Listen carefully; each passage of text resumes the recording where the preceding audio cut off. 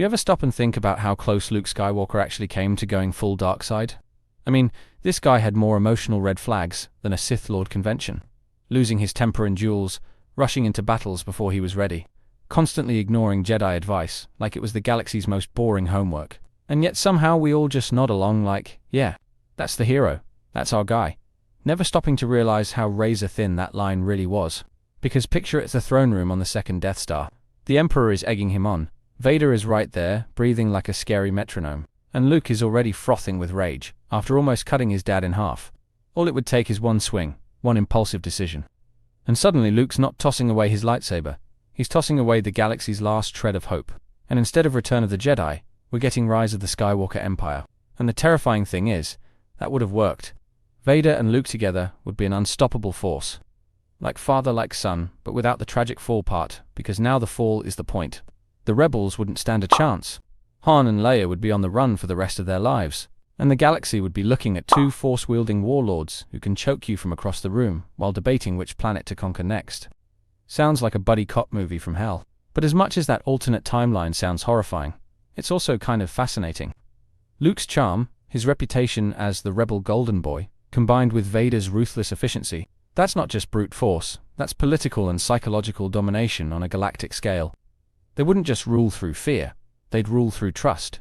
Because half the galaxy wouldn't even realize they'd traded freedom for order until it was way too late. And yet, somewhere deep down there'd still be that tiny sliver of good buried under all that darkness. Maybe Leia would be the one to try and reach him. Maybe Han would go for one last insane rescue mission. Maybe the Force itself would throw some wrench in the works, because balance is stubborn like that. And you'd find yourself wondering, if Luke can fall, can Luke also climb back out? In this video, we're diving headfirst into the nightmare scenario of Luke Skywalker embracing the dark side, exploring how it could have shattered the Star Wars timeline, reshaped the fate of every major character, and turned the galaxy into a twisted legacy of Skywalker power. We'll break down the key moments that could have tipped him over, the ripple effects across the rebellion and the Empire, and why this alternate history might just be the scariest and most fascinating Star Wars story never told. Picture the throne room on the second Death Star. The Emperor is cackling. Vader is standing there like a wall of black armor, and Luke has his lightsaber poised at Palpatine's throat. In our timeline, he throws it aside, choosing the light. But what if this time he doesn't? What if Luke takes that one extra step, cuts down the Emperor, and accepts his father's offer to rule the galaxy together? Suddenly, the entire foundation of Star Wars changes in one heartbeat. It's a wild thought because Luke isn't just any hero. He's the poster child for doing the right thing against impossible odds. The kid who grew up on a moisture farm, went from shooting womp rats to blowing up Death Stars, and never seemed to lose that core of optimism. But that optimism had cracks. He was impulsive, emotional, and carried just enough anger to make the dark side whisper tempting things in his ear. And you can trace those moments back through the saga. On Cloud City, he rushed to fight Vader before he was ready. On Tatooine, he marched into Jabba's palace with the kind of arrogance that felt a little Sith-like. Even Yoda warned him about the dangers of fear and anger, but Luke always pushed forward on instinct. What if one of those instincts finally tipped the scale in the wrong direction? The possibilities are endless. Maybe he sees Vader not as a monster to defeat, but as a broken man to stand beside. Maybe the two of them decide the galaxy needs order, and that they're the only ones who can bring it. In one instant, Luke's story goes from chosen hero to chosen tyrant, and the most intriguing part is how subtle the change could be. One decision, one emotion left unchecked, and Luke Skywalker becomes the very thing he swore to destroy. The thing that makes this scenario so frustrating is how avoidable it could have been. The Jedi had every chance to prepare Luke for that moment, to give him the tools to resist the dark side's pull, but instead, they fed him cryptic warnings and vague philosophies about balance and destiny. Obi-Wan and Yoda didn't even tell him the full truth about his father until it was too late, leaving him to stumble into one of the most dangerous emotional minefields in the galaxy. Think about it, Luke's training was rushed, fragmented, and constantly interrupted by galactic emergencies. Yoda tells him he's not ready, then sends him into the exact confrontation that could break him. That's like telling someone they're too inexperienced to drive a speeder and then handing them the keys during a chase scene. The lack of preparation is staggering. If Luke had fallen, the galaxy's hope would have died in that moment. Han and Leia wouldn't just lose a friend, they'd lose the heart of the rebellion. Imagine Han hearing that the kid who once trusted him with everything is now hunting him across the stars. Imagine Leia discovering that her twin brother, the one she didn't even know existed for most of her life, had chosen the same darkness that destroyed their parents. The rebels would be crushed not just militarily, but emotionally. How do you rally against someone who was supposed to be your savior? Luke's defection wouldn't just be a strategic loss, it would be a betrayal so deep that it would fracture the alliance from within. Some might even surrender, believing that if Luke Skywalker couldn't resist the dark side, no one could. And for Vader, the victory would be bittersweet. Yes, his son would stand beside him, but at the cost of any chance for true redemption. The tiny spark of Anakin Skywalker that still existed would be buried under the satisfaction of conquest. They'd rule, but neither would truly be free. Palpatine's death in this version wouldn't be a victory, it would be a power vacuum filled by someone even more dangerous. Luke would have the Emperor's cunning, Vader's skill, and the fresh ambition of someone who hasn't yet been worn down by decades of power. That's a terrifying combination. It's the kind of ending where no one gets what they truly wanted, and the galaxy pays the price. But you can't deny the sheer scale of what Luke and Vader together could achieve. Strategically, they'd be unstoppable.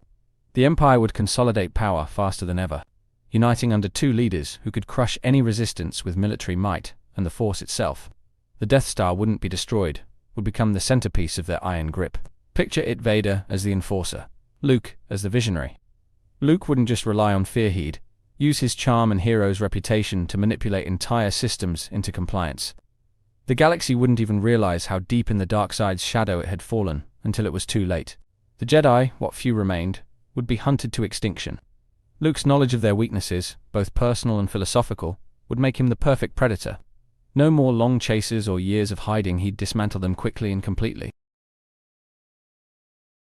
And yet, even in that darkest timeline, hope would find a way. Because the galaxy has always produced unexpected heroes. Maybe Leia would rise to lead the fight, channeling the Force in her own way. Maybe Han would become the unlikeliest leader of the rebellion, using his instincts and grit to outmaneuver his former friend. The surviving Jedi, if any, might rally under someone new, a hidden figure who could unite them against the Skywalker dynasty. We could see alliances between groups who never worked together before: smugglers, freedom fighters, even former Imperials disillusioned by the New Order. Luke's turn might even spark resistance within the Empire itself. Not everyone would be loyal to him, especially those who preferred Palpatine's rule. Power struggles could open cracks in the regime that the rebels could exploit. And the Force has its own way of balancing things. A Sith Luke might be unmatched in power, but arrogance has always been the downfall of the dark side. Somewhere, someone would be training, waiting for the moment to strike. The galaxy's history proves that no tyranny lasts forever, not even one led by a Skywalker. In the end, a dark-side Luke Skywalker would be the galaxy's ultimate tragedy. The boy who once looked to the twin sons of Tatooine, dreaming of adventure, would become the shadow that blotted them out. Every victory he earned as a rebel would be rewritten as the prelude to an even greater conquest. For Vader, it would mean securing his legacy, but losing his soul completely. For Leia, it would mean fighting her own blood, knowing that saving him might no longer be possible. For the galaxy, it would mean a future defined not by hope, but by submission. And yet, there's a grim resolution in this path. The Sith would finally achieve what they'd sought for millennia: total, unchallenged dominance. No more hiding, no more rule of two, just open, absolute control.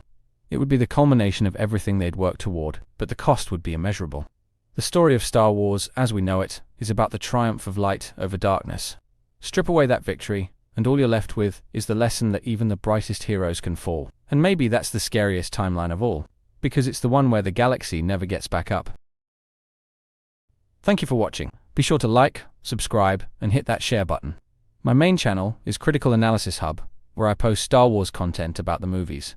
My secondary channel is Critical Analysis Hub Plus, where I focus on the shows of Star Wars. And my third channel is Critical Analysis Hub XP, where I post comic books. Be sure to take a moment and check them out. Thanks, and may the Force be with you.